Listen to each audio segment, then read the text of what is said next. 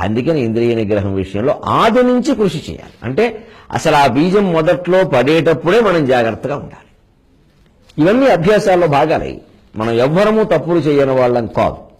మహానుభావులే అంగీకరించారు. యేసుక్రీస్తు లాంటి మహానుభావుడు ఒక వేశ్య మీద ఎవరో అందరూ వచ్చి రాళ్ళు వేస్తూ ఉంటే తప్పకుండా వెయ్యండి, ఆవిడ నేరమే చేసింది, లోకాన్నంత వ్యభిచారానికి గురి చేయడం ఆవిడ చేసిన నేరమే, నేను అంగీకరిస్తున్నాను. కానీ మీలో ఏ తప్పు చేయని వాడు ఎవడో ముందు రాయి వేయమన్నట్టు.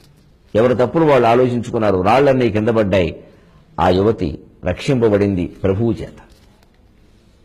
వీళ్ళు వెళ్ళిపోయారు. తర్వాత యేసుక్రీస్తు మహానుభావుని యొక్క మాటలు అలా ఉంటాయి. అమ్మి నేను కూడా నీ మీద రాయి వేయజాలను అన్నాడు. ఎంతటి మహానుభావుడండి. మతం ఏదైతే, దేశం ఏదైతే ఏమండి, నీతి నేర్చుకోవడానికి ముందు ఆ వేశ్య ఆ మోకాళ్ళ మీద కూర్చుని ఎంత బాధపడి ఉంటుంది, ఎంత పశ్చాత్తాపడి ఉంటుంది. ఆవిడ వృత్తి దోషం అనిపిస్తే ఆవిడ మానేసేలా చేశాడు ప్రభు. అంతేకాని రాళ్ళేసి తిట్టా మనం బాధ పెట్టేది. అలా మానతారు ఎవరైనా? ఇంట్లో పిల్లలు తిడితే మానడం లేదే, పైగా ఇంకా ఎక్కువ చేస్తున్నారే. బయట వాళ్ళు ఎందుకు మానతారండి? ఇలాంటివి మత గ్రంథాలలో చాలా ఉన్నాయి. బైబిలా, ఖురానా, గీత మనకు అనవసరం. మంచి విషయాలు మనం ప్రచారం చేయాలి.